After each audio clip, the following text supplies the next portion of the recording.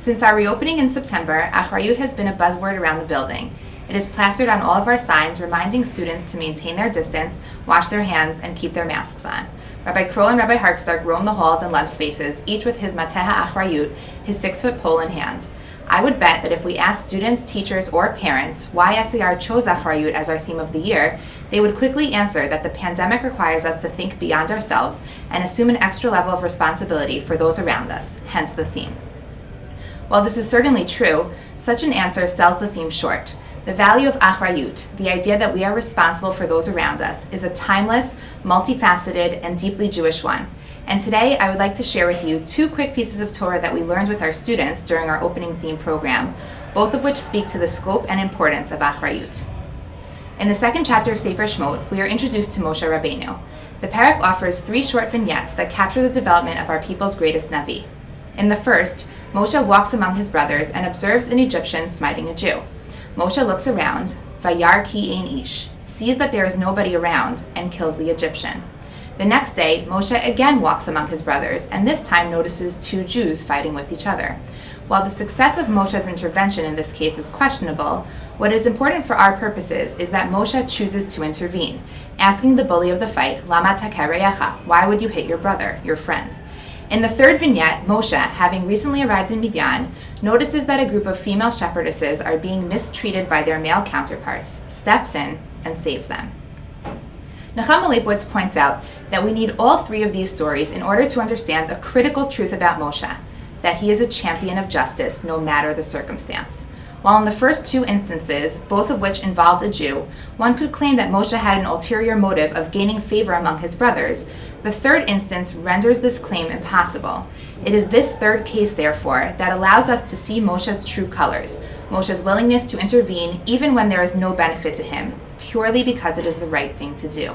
In all 3 cases, Moshe acts out of a sense of responsibility towards those who are in need. In the 3rd case, Moshe unquestionably does this out of the goodness of his heart, with no foreseeable gain in sight. This is the first element of Achrayut that I would like to emphasize, the responsibility to act, even when the results do not affect you in any tangible way.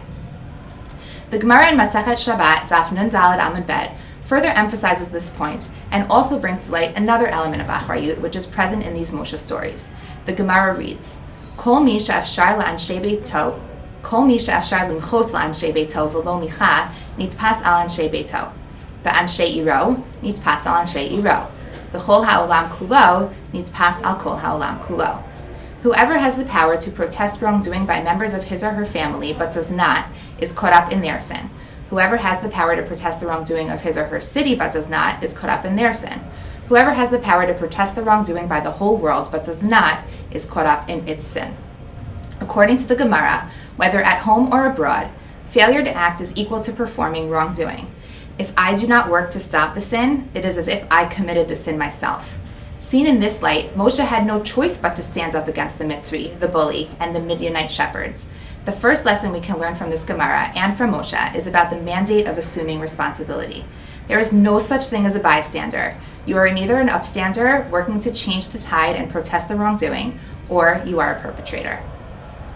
This Gemara also points to 3 different circles of responsibility: responsibility for your family, responsibility for your local community, and global responsibility. In fact, the Gemara's 3 categories, immediate surroundings, local happenings, and global occurrences, loosely map onto Moshe's 3 vignettes. Moshe intervenes when he sees 2 members of his household, quote-unquote, fighting against each other. Moshe intervenes when he sees injustice happening in his city, and just as quickly when he sees it happening abroad. The second lesson we can learn from the Gemara and from Moshe is as follows. When it is within my ability to act, I am just as responsible for what happens in my backyard as I am for what happens halfway across the globe. In our Achrayut-related programming this year, we hope to be able to embed in our students both the nature and the scope of Achrayut, to teach them that true Achrayut means stepping up and acting, be it in your home, in your city, or halfway across the world, even and perhaps especially in situations where there is little to no personal gain involved.